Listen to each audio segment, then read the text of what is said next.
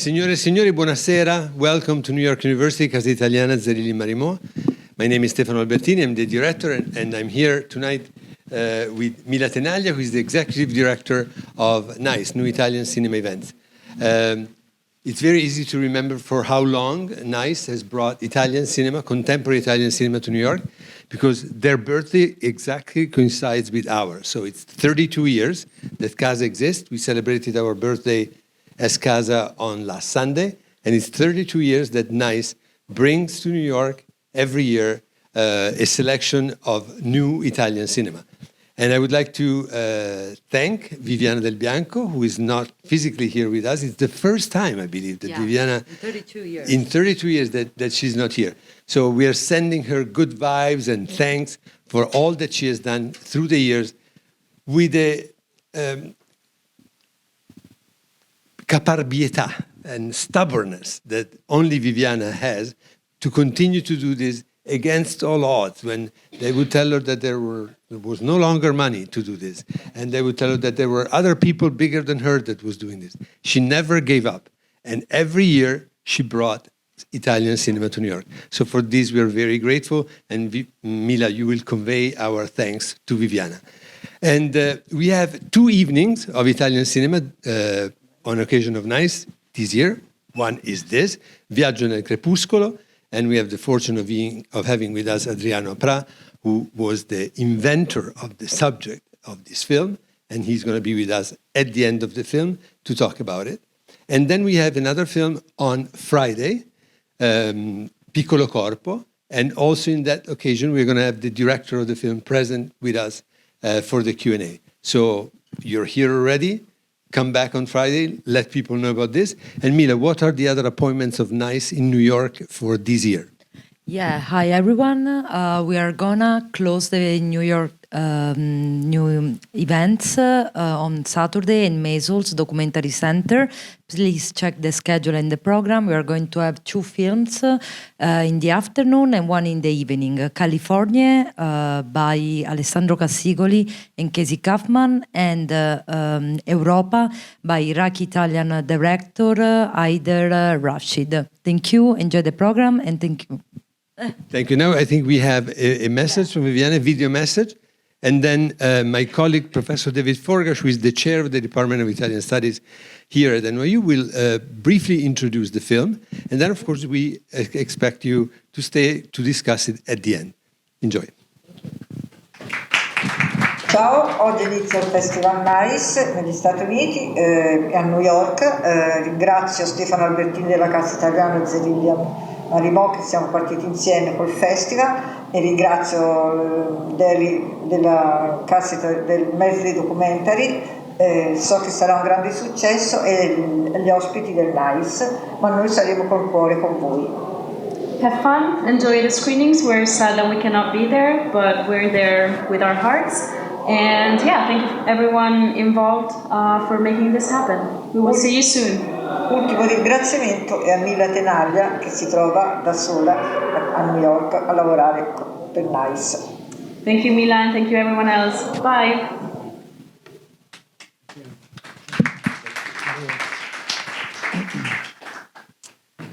Okay, good evening. Thanks for all coming. I promised to be very brief, but I did think it was important to say a few words about this film before. Otherwise, I think it can be very confusing for audiences. The film runs, it's longish, it's run for over 2 hours. I find it very gripping, but I think you make much more sense of it if you have a bit of context. So let me just say, I suppose if I were to sort of synthesize what the film is about, I would say it's a revisiting of the 1960s and 70s in particular, the years of political militancy on the left, but also the years in which neo-fascism was present, when the state or parts of the state were involved in trying to repress the threat coming from the left. This was already the Italian extension of the International Cold War. So that's the political context that the film's about, and people who'd lived through that period, either as magistrates or as intellectuals, filmmaker like Marco Bellocchio, reflect on that period, on their own militancy and what it feels like now to look back on that period. So that's what the film is about. That's probably a more coherent account of it than the filmmaker would give. So I'm trying to sort of neaten it up a bit. Why I think the film needs a little bit of introduction is because it's very hybrid in formal terms. It starts, you'll notice, with quite a long section of animation and music, and then the animation returns at various points in the film. There are sequences, if you like, of pure animation with song, original music, written for the film, and then there are parts where people are talking, giving interviews, which are animated, which are done with these animated figures. So that's kind of one level of the film, is the animation. A second level is a long interview with Marco Bellocchio, conducted by Adriano Aprà, who's here, who's known Bellocchio for many years. And it's a fascinating interview. I'm writing a piece on Bellocchio for Film Quarterly, and it was incredibly useful for me to hear this interview. It's complete inedito. And then a third level are bits of archive film taken from various archives, the archive of the Archivio Audiovisivo del Movimento Operaio Democratico has got film about these years of militancy, documentaries, short films made at the time about workers talking about protests and strikes and conflicts with the police and so on. So that's a kind of another level of the film. So animation, the interview with Bellocchio, these bits of archive film. And then there's quite a lot of testimonies, including, for instance, by two of the magistrates who were involved in investigating the strage di Stato, you might call it that, the interference by elements in the state, secret services, senior politicians with violence, with neo-fascist violence, and they're talking about their memory of that period. But then finally, there's little bits of Bellocchio's films which are intercut, which, if you don't know the films, you probably won't recognize. But the bits in color, which are dramatic action, are, I think, 5 films by Bellocchio I counted. I Pugni in Tasca, which is 1965, his breakthrough film. Then there was Help Me Adriano in Nome del Padre, is that right, which is 71. Then there were the 2 films made in 1980, Salto nel Vuoto with Michel Piccoli, and the sort of documentary film he made about, is it Vacanze in Valtrebbia? And then finally there's Buongiorno Notte, his film made in 2003, I think, is that right, about the abduction and the incarceration of Aldo Moro. So those bits you see kind of intercut with the film. So it's just to give you a kind of map for watching this film. Animation, an interview with Bellocchio, bits of Bellocchio's films, interviews with judges, journalists like Gad Lerner, who'd been militants of the left in that period, reflecting on that period. Historian Massimo Salvadori also talking about the period. I, as a historian, find that absolutely fascinating. I find these interviews, these testimonies are amazing. I've never heard quite with that much eloquence people talking about that period. But the film isn't just that. It's also about this mixture of different styles. So I hope that gives you a little bit of guidance. I did promise to talk for not more than 4 minutes. I think I've done my 4 minutes. So we'll see you at the end of the film for the discussion, which I think should be pretty lively. Thank you. Yeah, so an unusual film, I think we'd agree. I hope I kind of gave you a health warning at the beginning that this is it's a very hybrid film. I think several films in one. I probably don't think everybody likes each of the films equally, but I wonder if it might not be the most useful thing to do to talk about it aesthetically, whether it works as an organic whole, and just move on to other points of interest. I'm very pleased to have here Adriano Aprà, who I think, according to the title, was the sort of inspiration. The original idea of the film came from Adriano. I've known Adriano quite a long time. He's, I would say, probably one of the most important and respected critics and historians of cinema in Italy. He was, in the 90s, the director of the Festival Mostra del Nuovo Cinema di Pesaro. At the end of the 90s, early 2000s, he was director of the Cineteca Nazionale in Rome. He's written on Andy Warhol, on avant-garde cinema, on Straub and Ouillet, but also on Rossellini, which is when I first got to know him. He has this wonderful personal archive of films on Rossellini. So as well as having had the original idea for the film, he was also involved in the production. He was the executive producer. So I'd very much like him to tell us a bit about, how the film came into being, what the original conception was, and so on. Tu parlerai in inglese o in italiano? Come preferisci? Possiamo anche tradurre. Well, it depends if there is anyone who doesn't understand Italian. Hands up. Okay, a few. Well, we can do a bit hybrid, maybe. Also here is Nicola Lucchi. Nicola is managing director, I think is the official title, of CIMA, which is the Center for Italian Modern Art here in New York, in Soho. I can also say actually a former PhD candidate in this department. I had the pleasure to read his wonderful dissertation several years ago. And so what we're trying really to put together is something on the, I suppose, the aesthetics, the sort of visual dimension of the film, and Adriana's account of the genesis of the film. But I realize it's late, the film is long. I also want to leave time for reactions, Q&A with the audience. So I think we'll try and keep this fairly brief if we can, to give you time to ask questions and discuss. So maybe Adriano, I ask you to start. Okay. I can explain to you my role in this film. When I was a president of a festival jury in a little festival in Italy, I was able to give the first prize to the first film by Augusto Contento, a name, an Italian name unknown to me.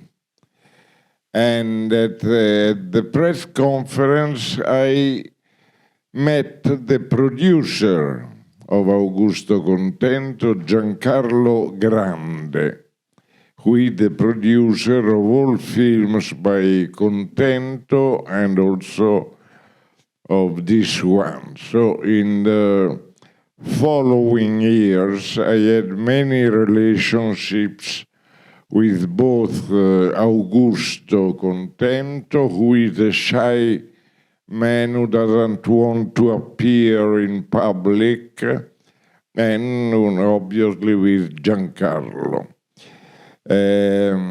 We made with Augusto also a film together, a co-direction by me and Augusto called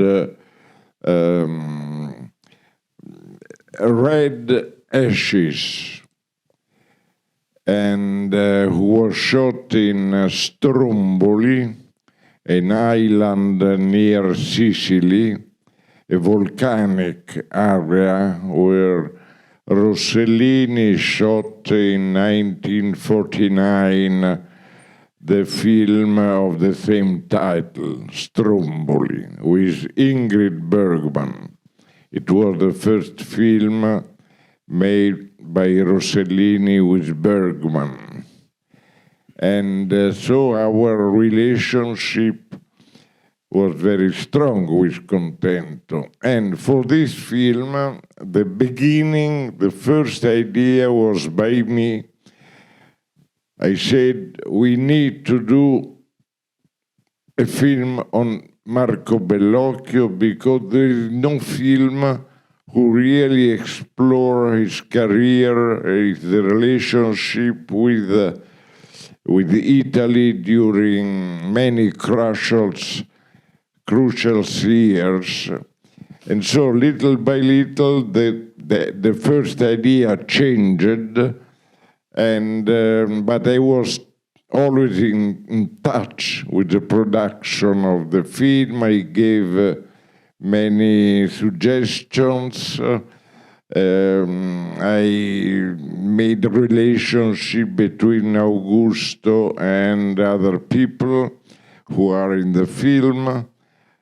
I made the interview with Marco Bellocchio, which here is just bits of this interview. I hope that one day there will be a Blu-ray of the film with extras, with the complete interviews, not only Marco Bellocchio, but also the other participants to this.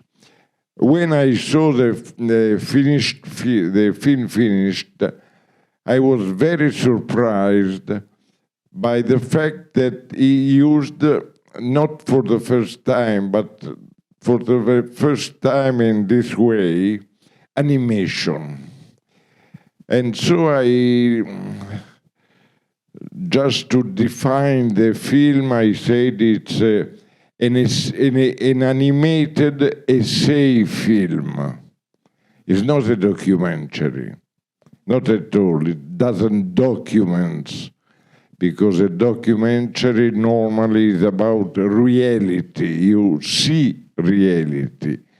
Here you hear about Italian real events, but in a special way, a journey into the dusk, a journey into something that is never clarified completely. Perhaps at the end of the film you are able to go out of this dusk and to perhaps see something else, a future who will be more with more light. But it's just an hypothesis. I consider this film something unique as a kind of film, and it's an animated essay film, something unique in the world. I think I have seen perhaps one Poland film and one Russian film were animated reflection on the history of their countries, but nothing more. And it's a very difficult film. And this is not obviously the first time I see the film. I saw it many times, and each time I discover new things, and I discover the difficulty of the relationship between what you see, what you heard, and what you see. I think there is many films in one film, like how you say music, Bach made what is the word? Counterpoint. Many of these. It's very difficult to talk about a film like this. It's not something done for the masses for a general public. I think since it's an essayistic film, it's something you must show to some people like you, but explaining, stopping, and coming back. Something that can easily done with a DVD or a BD nowadays. And I think that Augusto Contento doesn't mean this film as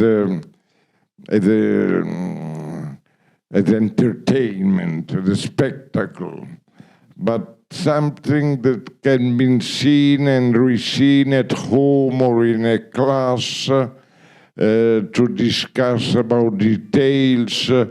And finally, I think that any spectators think a different thing from the other spectator. It's not something that it's clear to all the audience, but it's clear or unclear to each spectator in itself, in himself.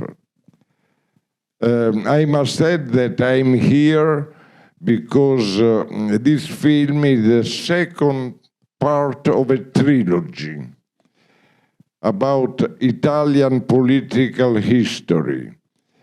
The first part, we already made, is about fascism. And now Augusto Contento is shooting the third part, which is on the history of Communist Party in Italy, which is a very special history. It's not the same thing that Communist Party in the States means, oh my God. In Italy it was completely different. And David can explain this better than me. Okay. Thank you very much, Adriano. It's incredibly interesting, that kind of context of how the film got to be made. Nicola, can I invite you to comment a bit on it? Yeah, I just want to say one thing, and then maybe we can open to the public. I did find that the choice of using animation is very unusual for a film of this sort, where historical footage could have played such a bigger role, and it didn't. And I think that's interesting because so many times there is this discourse that comes back about the depistaggi and diversions, and do not limit ourselves to the visible. And some of the final words of the film are about the control of the images of reality, and how totalitarian regimes want to have the control of the film camera, etc. And so using animation in a way denies that recourse to the camera and to the photographic document. So I think that's done in a very interesting way.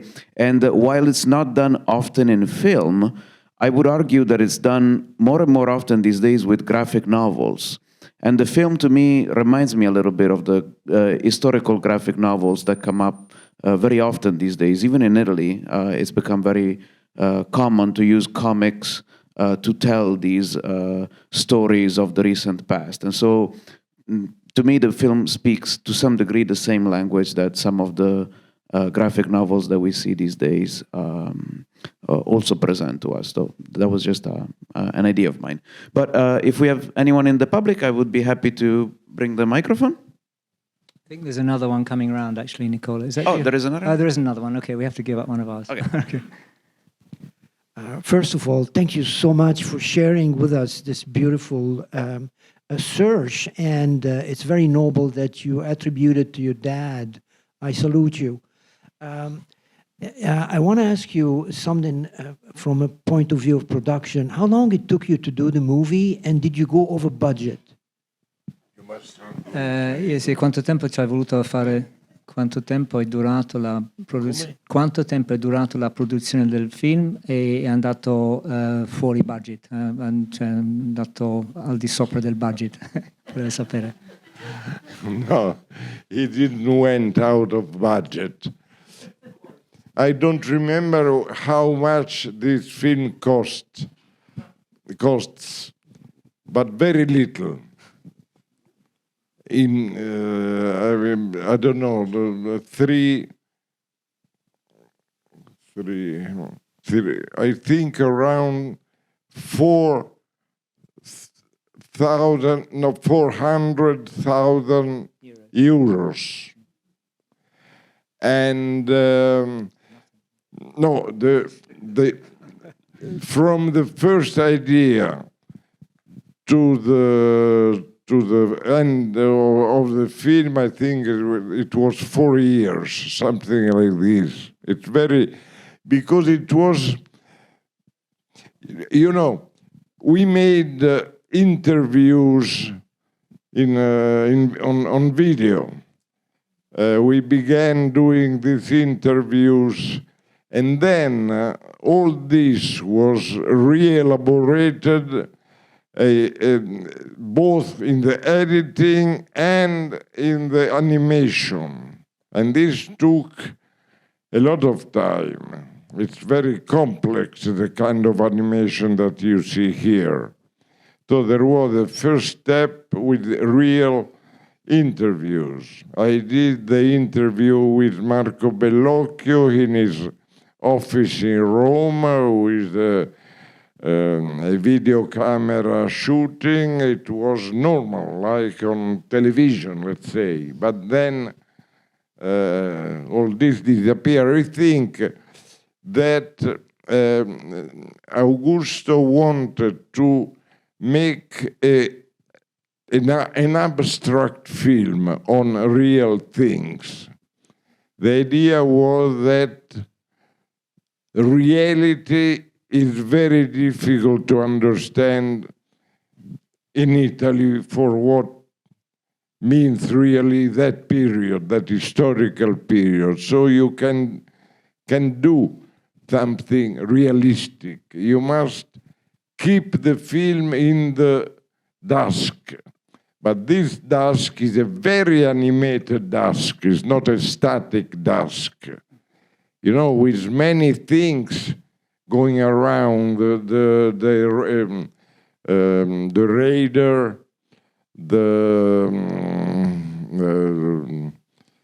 spaceships, the palombaro, under the sea, in the sky, in the forest, in the sea. The world is going around all this matter.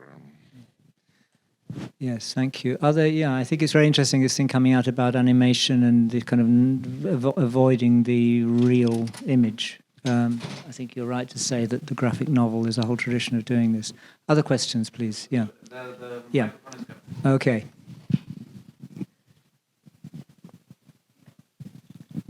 Oh, hi. Yeah, amazing movie.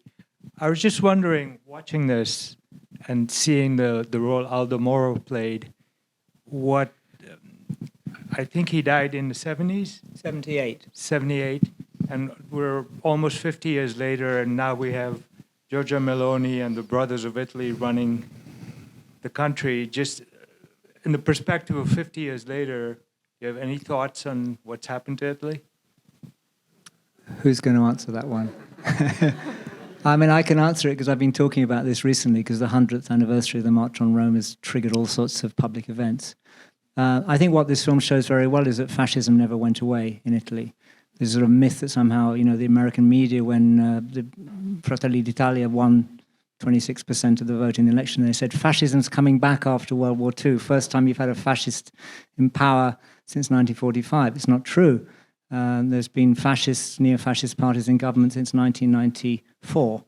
You know, so a pretty long time. There were fascists, as this film shows, around. They were extremely prominent and violent in the 1970s, planting bombs, blowing up people, attacking the left.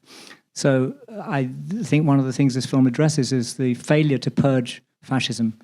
There's a shot of Togliatti in bed recovering from the assassination attempt in 1948, and it mentions that, you know, he was the person responsible for allowing the fascists back in, really. He did it for what were considered to be good reasons, reconciliation, you know, moving on from fascism, not being too punitive.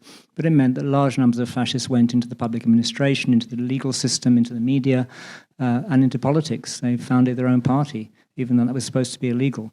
So I think the continuity of fascism is one of the themes of this film. You know, the bombs of Piazza Fontana, the bomb of Piazza della Loggia in 1974 are all done by fascists with elements in the state and the secret services behind them. So I don't think there's been any sudden return of fascism in Italy. It's always been there. Perhaps I must precise that there is only 4 people in the film involved with something to do with cinema. Well, obviously, Marco Bellocchio, Paola Pitagora, who is the protagonist, the feminine protagonist of A Fist in the Pocket, Roberto Perpignani, who is an editor, is known especially because he worked a lot with Bernardo Bertolucci, and with Marco Bellocchio he edited In the Name of the Father, the film about the Catholic school that you have seen here. And Paolo Mereghetti, who is a film critic for a magazine that was, at that time, it was opposite of my magazine. There were two film magazines fighting between them. One more political, let's say, Ombre Rosse, which is the Italian title of Stagecoach, the film by John Ford. It's called in Italy Ombre Rosse, which means red shadows. And my magazine was Cinema e Film, was more aesthetically oriented, more formalist. But with the time, we became friends, and we had, like many of these gruppuscoli, political gruppuscoli, I don't know how to translate this. We were fighting the same old way of doing film criticism, but from opposite sides. It's something very Italian. All the other people, he can explain. They are very important people who were interviewed by Augusto Contento. No, because these names are unknown here. Yeah, I mean, I think particularly the three judges, Turone, Colombo, and Salvini buono, non il Salvini cattivo, are all extremely important. I mean, I think as a historian who works on this period of Italian history, I found that, for me, the most interesting part of the film.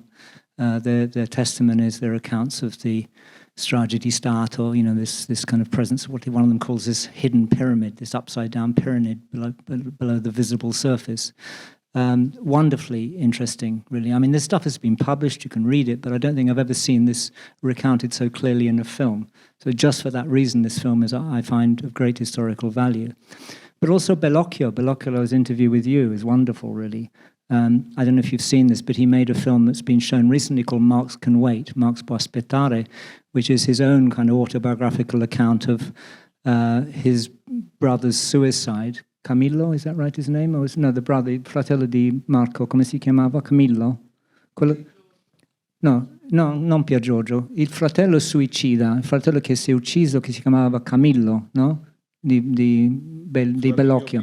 No, il fratello, il gemello di Marco Bellocchio si chiamava Camillo, se non sbaglio. Okay, doesn't really matter, but his brother killed himself at the age of 29 in the late 60s, and they were twins, and he actually mentions in this film, he said there was in making Fists in the Pocket and The Name of the Father, there's a kind of family tragedy behind it. The only one he talks about in this film is the death of his father when he was 16, but he does... he's made this very, very moving account of really the impact on him and his films and the family of the death of his twin brother. So that, putting that together with this autobiographical narrative here, and also the film he made, the one called Viaggio, what's it called, the other autobiographical film? Yes. It's a wonderful to actually reconstruct this history of Bellocchio through these testimonies. So I think, again, that's, to me, the second really valuable part of this film. Personally, I don't like the animation so much. I mean, I think technically it's brilliant. I think it's wonderful, but I get slightly annoyed and I find it a distraction. But that's just my own, how would you say, sort of deformazione professionale. It's not the bit of the film I find most exciting. Other people might really love that, but I think we all take away from this film the bits that we like, and in some ways we can discard some other bits. I think that's, the value of having a film like this. Yes, many of Bellocchio's films have autobiographical elements. Like he said at the end why he dedicated Buongiorno Notte, Good Morning Night to his father. But this is not, there are many elements, and recently he made a wonderful and very courageous film about the suicide of his twin brother, something that he already did in the past in a fiction film called The Eyes and the Mouth, but here in this film called Marx Può Aspettare, which means Marx Karl Marx, can wait.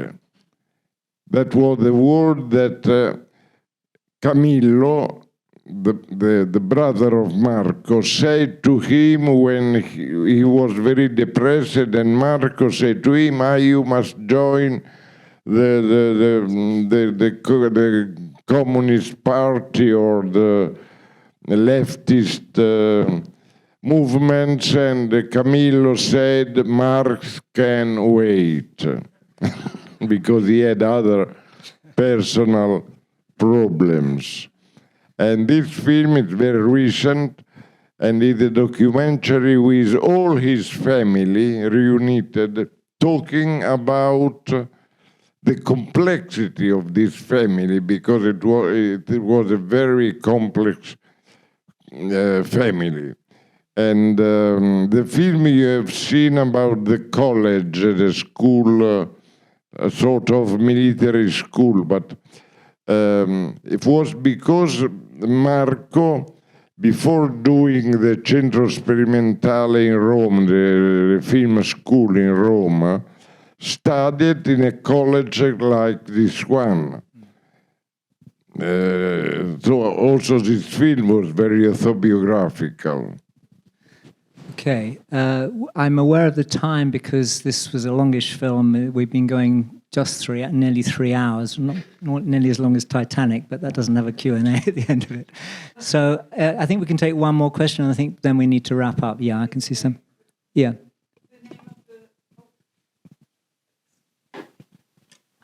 It's very quick. I'm just curious what the name of the first film in the trilogy is. You said this is the second part of a trilogy. Hai parlato della trilogia, il nome hai parlato della trilogia, questi sono 3 film, ha detto che il primo è sul fascismo.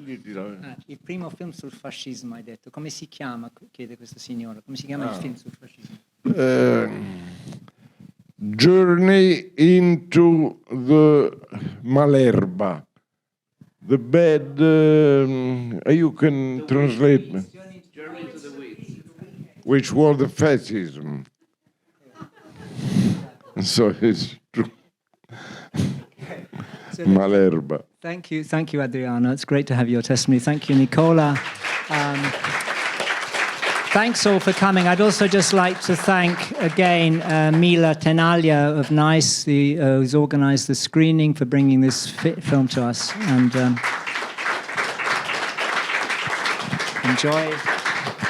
enjoy what's left of the evening.